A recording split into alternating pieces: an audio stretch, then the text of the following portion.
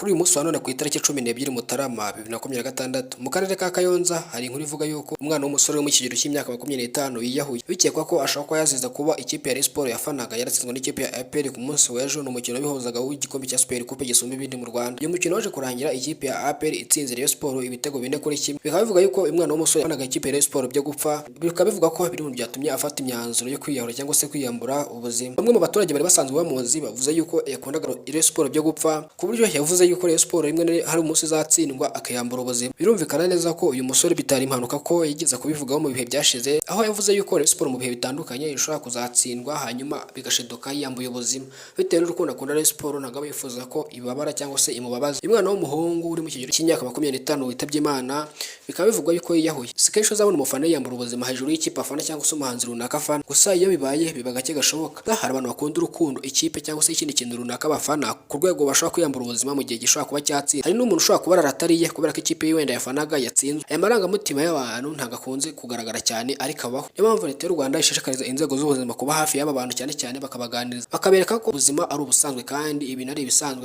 nta byacitse mu gihe ntaka yaba yatsinzwe. Ngenda bashimiye cyane, nitwa Eliza Taifa, Imana ibarinde.